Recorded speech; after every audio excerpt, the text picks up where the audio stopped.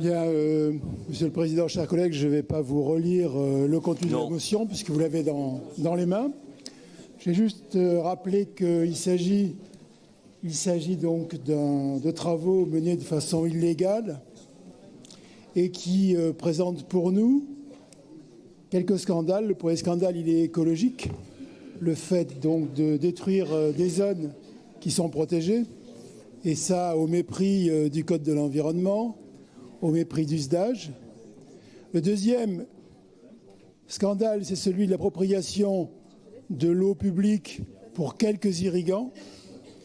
Et je crois qu'il est assez rare que l'État prenne une décision qui soit en faveur de l'écologie et de la protection de l'environnement avec ce courage.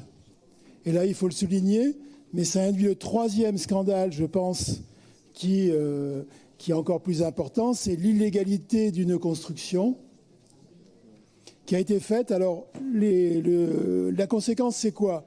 La première chose, c'est que l'état de droit est bafoué, que des gendarmes qui se présentent ne peuvent effectuer leur travail en dépit du fait qu'ils ont été envoyés par la préfète.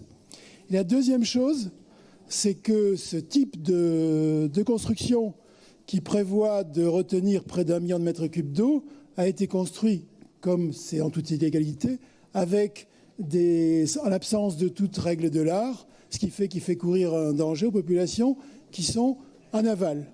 Donc simplement, je pense que nous devons aider, par notre vote, la préfète à faire respecter la loi. Ça, c'est pour des choses qui sont immédiates.